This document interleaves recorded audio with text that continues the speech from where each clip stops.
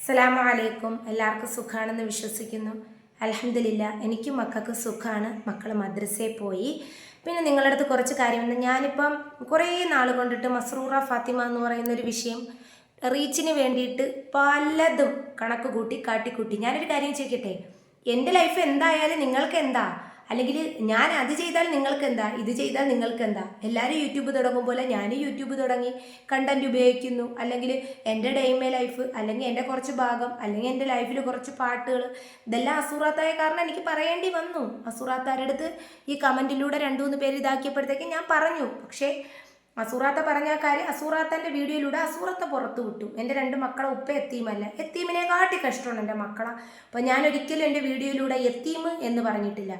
എൻ്റെ മക്കൾക്ക് ഉമ്മയും ഉപ്പയും ഞാനാണെന്നും എൻ്റെ മക്കൾക്ക് ഷംസു ആണ് വാപ്പ എന്നും ഞാൻ പറഞ്ഞത് സത്യം തന്നെയാണ്. കാരണം ജന്മം കൊണ്ട് 2 തന്തയാണെങ്കിലും കർമ്മം കൊണ്ട് ഷംസു ആണ് എൻ്റെ മക്കളുടെ ഉപ്പ. ഞാൻ എൻ്റെ അൻഷ വേൾഡിലൂടെ എൻ്റെ വീഡിയോയിലൂടെ ഞാൻ പറയുകയും ചെയ്തു. അല്ലെങ്കിൽ ഞാൻ എന്തായാലും നിങ്ങൾക്ക് എന്താ? നിങ്ങൾ ആരെങ്കിലും കുടുംബത്തിൽ നിന്ന് എനിക്ക് കെട്ടിച്ചേരണോ? അത് നിങ്ങളുടെ ആരെങ്കിലും കുടുംബത്തിൽ നിന്ന് എനിക്ക് വല്ലത് ഇതിപ്പോൾ ഇന്നൊഴിവാക്കും, നാളെ ഒഴിവാക്കും, മറ്റന്നാൾ ഒഴിവാക്കും എന്ന് പറഞ്ഞ് ഞാൻ മിണ്ടാണ്ടിരിക്കുമ്പോൾ ഇത് വീണ്ടും പല കള്ളത്തരങ്ങളിലോട്ടും പോവുക. ഞാനൊരു കാര്യം ചോദിക്കട്ടെ, ഈ രാജേശ്വരി ബീൻ എന്ന് പറയുന്ന ഈ സ്ത്രീ യഥാർത്ഥത്തിൽ ഇസ്ലാം മതം സ്വന്തം കാര്യം ആദ്യം പറയണം. ഇസ്ലാം മതം സ്വീകരിച്ചോ എന്ന് ചോദിച്ചാൽ ഇസ്ലാം മതം സ്വീകരിച്ചിട്ടില്ല. എങ്കിൽ സ്വന്തം ഐഡൻറ്റിറ്റി മാറ്റണമായിരുന്നു. ബാങ്ക് അക്കൗണ്ട് ആയാലും ബാക്കിയാണെങ്കിൽ നമുക്ക് ഇസ്ലാം അത് സ്വീകരിക്കുമ്പോൾ നമുക്കൊരു സർട്ടിഫിക്കറ്റ് കിട്ടും. നമുക്ക് ഇസ്ലാമായി വെറുതെ ഞാനൊരു മുസ്ലിം ആണെന്ന് പറഞ്ഞ് നാളെ തൊട്ട് തലയെ കൂടെ തുണിയിട്ടുകൊണ്ട് നടക്കാനൊന്നും പറ്റൂല. എന്താ പബ്ലിക്കിൽ ആ വീഡിയോ ഇതിനകത്ത് ഫോട്ടോ ഞാൻ ആഡ് ചെയ്ത് കയറ്റുന്നുണ്ട്. അപ്പോൾ എന്നിൽ ഒരു ന്യൂനത ചൂണ്ടിക്കാണിക്കുമ്പോൾ 4 ന്യൂനത നിന്നിലുണ്ട് എന്ന് നീ വിചാരിക്കണം.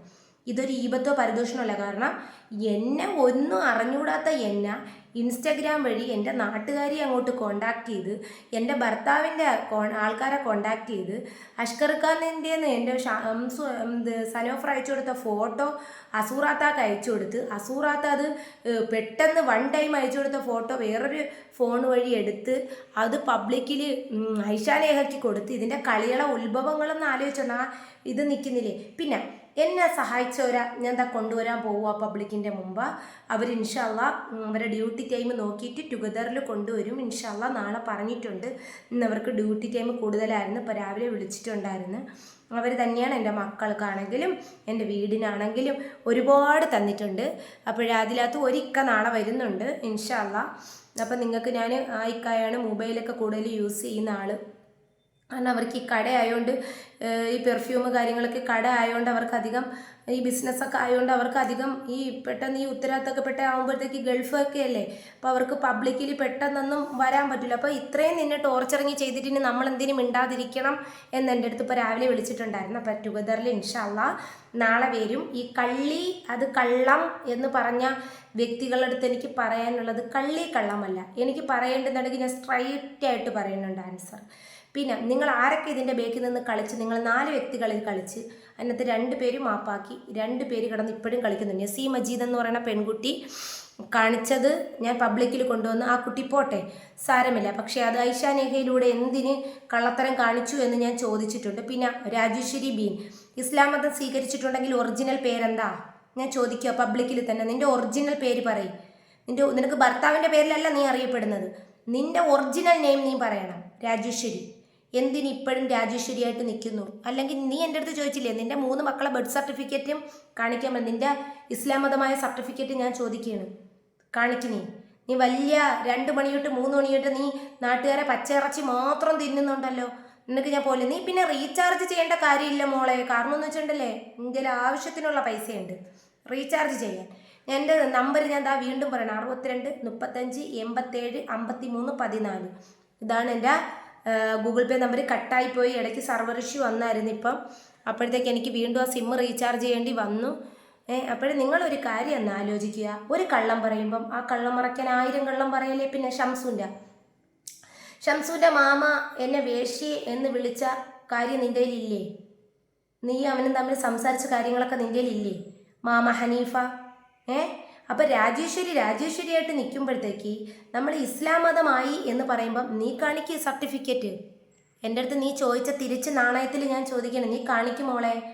പിന്നെ നിന്റെ വാക്ക് സാമർത്ഥ്യത്തിൻ്റെ അത്ര എനിക്ക് വാക്ക് സാമർത്ഥ്യം ഇല്ലെങ്കിലും ഞാൻ തെളിവോട് കൂടിയാണ് വരുന്നത്. പിന്നെ എൻ്റെ അയൽവാസി പറഞ്ഞ നിനക്ക് അയച്ച ഇൻസ്റ്റഗ്രാമിലെ ഇത് ഞാൻ അയക്കുന്നുണ്ട്.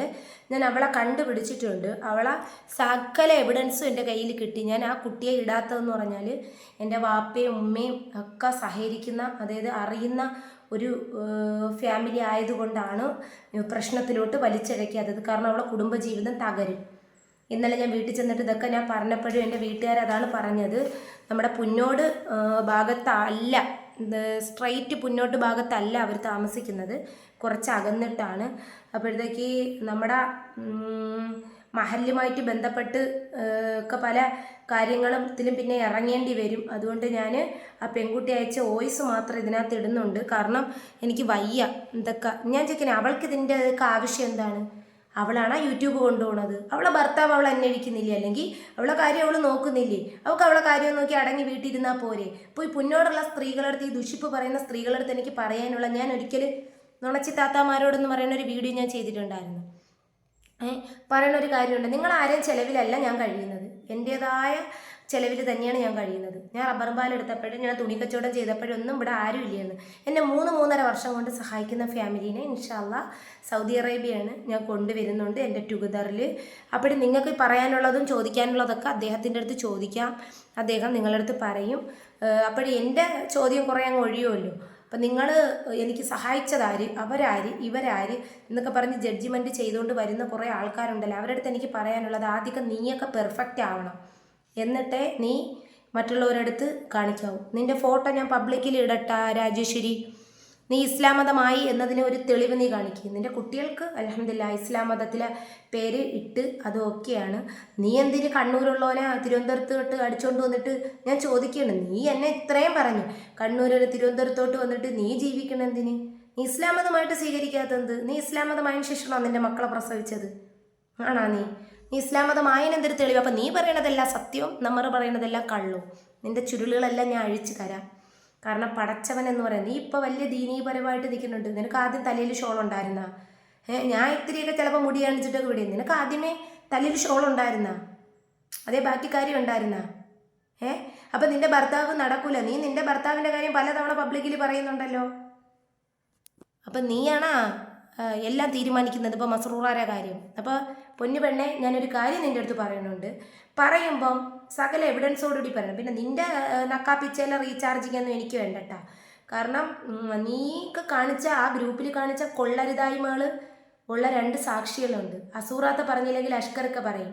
നീ ഒരിക്കൽ ഇക്കാന്ന് വിളിച്ച നാവുകൊണ്ടാണ് നീ ഡോ എന്ന് വിളിച്ചത്. അപ്പം നിൻ്റെ കൾച്ചർ എന്താണെന്ന് ഞാൻ അദ്ദേഹത്തിൻ്റെ അടുത്ത് ചോദിച്ചു നോക്ക്. നിങ്ങൾ യൂട്യൂബ് ഉപയോഗിക്കുന്ന ആളാണല്ലോ, അദ്ദേഹത്തിൻ്റെ അടുത്ത് ചോദിച്ചു നോക്കിയാണ്. ഇത്ര എന്നെ അപമാനപ്പെടുത്തിയിട്ടും ഞാൻ അഷ്കറിക്ക എന്നല്ലാതെ ഒരു വാക്ക് വിളിച്ചിട്ടുണ്ടാന്ന് വെച്ചാണ്, അല്ലെങ്കിൽ അസൂറാത്തായ ഞാൻ ആ വീഡിയോയിലൂടെ പറഞ്ഞതല്ലാതെ എന്തെങ്കിലും പറഞ്ഞിട്ടുണ്ടോ നിങ്ങളൊന്ന് കേട്ടാണ്? മനുഷ്യനാകുമ്പോൾ സഹിക്കാനും ക്ഷമിക്കാനും. ഇതിപ്പം വലിയൊരു പ്രശ്നക്കാരാണ്. ഇവരൊരു ഗ്യാങ്ങായിട്ട് നിന്നിട്ട്, ഇതിൻ്റെ ഇടയിൽ വേറെ ആൾക്കാരും ഉണ്ട്, വേറെ ഒരുത്തിയുണ്ട്. അവളിപ്പോൾ പൊട്ടിമുളച്ച് അവളും ഇടയ്ക്കിടയ്ക്ക് അവൾ എന്നെക്കുറിച്ച് ചെയ്യുള്ളൂ. കാരണം അവൾക്ക് എന്തെങ്കിലും കണ്ടന്റ് ഇല്ലാതെ വരുമ്പോഴാണ് എന്നെ പിടിക്കുന്നത്. ഇല്ല കോഴിയെ തൂക്കി പിടിക്കുമ്പോൾ എങ്ങനെ തൂക്കി പിടിക്കുമല്ലോ അതുപോലെ. അതുകൊണ്ട് രാജേശ്വരിയുടെ അടുത്ത് എനിക്ക് പറയാനുള്ളത്, നീ പഠിച്ചതും ഞാൻ പഠിച്ചതും 2 രണ്ടാണ്. നീ കുട്ടിയുടെ ഖുർആൻ ഓതിയ വീഡിയോ ഇട്ടിട്ട് നീ പെട്ടെന്ന് ഹൈഡ് ചെയ്തത് ഞാൻ ഇട്ട വീഡിയോ കണ്ടതോടുകൂടിയാ. അതുകൊണ്ട് പൊന്നോളെ, നീ ഒരു കാര്യം ഈ ഗ്രൂപ്പിൽ പറഞ്ഞു, ആരെ കൊന്നായിട്ടാണെങ്കിലും നിനക്ക് റീച്ച് ഉണ്ടാക്കണം. നീ പറഞ്ഞില്ലേ, നിനക്ക് ആരെ കൊന്നിട്ടും റീച്ച് എന്നെക്കാട്ടി കടത്തി വെട്ടണം. അതിന് നീ വിചാരിച്ചാൽ പറ്റൂല.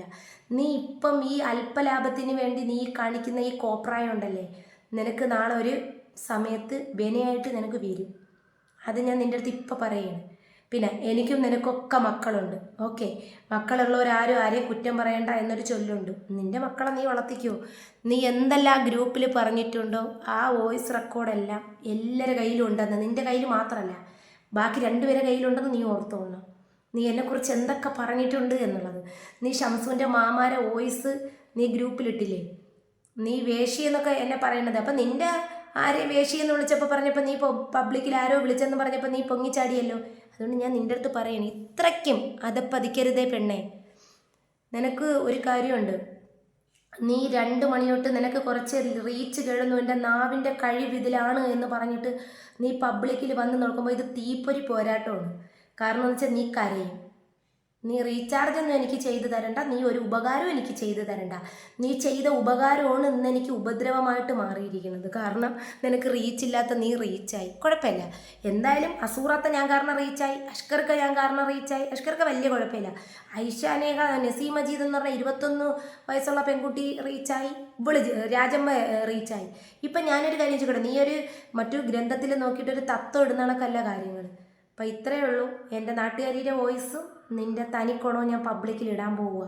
ഇത്രയേ ഉള്ളൂ. സകല എവിഡൻസും എൻ്റെ കയ്യിൽ കിട്ടിയിട്ടുണ്ട്. നിൻ്റെ കല്യാണ ഫോട്ടോ വരെ എൻ്റെ കയ്യിൽ കിട്ടിയിട്ടുണ്ട്. അപ്പം നീ ഏത് മതത്തിൽ നിന്നിട്ടാണ് കല്യാണം കഴിച്ചത് മോളെ? അപ്പം ഞാൻ വർഗീയത പുലർത്തുകയല്ല, ദീനിൽ കയറി നീ കളിക്കരുത്. ബാക്കി എന്ത് കോപ്രായോ നീ കാണിച്ചു, കക്കാന്ന് പറഞ്ഞ് ചിരിക്കരുത്. നീ എൻ്റെ വീഡിയോസ് ഒപ്പിരുന്ന് കാണുന്നുണ്ട്, ഞാൻ നിൻ്റെ ലൈവ് കാണുന്നില്ല. നിൻ്റെ ലൈവിൻ്റെ ഒരു ഭാഗം കണ്ടെന്നുണ്ട്, മൊബൈൽ റീചാർജിങ്ങിൻ്റെ. അതിനെനിക്ക് റീചാർജ് നീ ചെയ്യേണ്ടടാ. ഇത്രയും വീടാവാമെങ്കിലേ ഒരു മൊബൈലിൽ ഇത്തിരി പൊന്ന് റീചാർജ് ചെയ്യാനേ എനിക്ക് കുഴപ്പമൊന്നുമില്ല. ഇത്രയേ ഉള്ളൂ. ഇനി എന്നെ ചൊറിയാൻ വന്നാൽ നീ ഇതാ കരയും. ഇത്രയേ ഉള്ളൂ. അസ്സലാമു അലൈക്കും.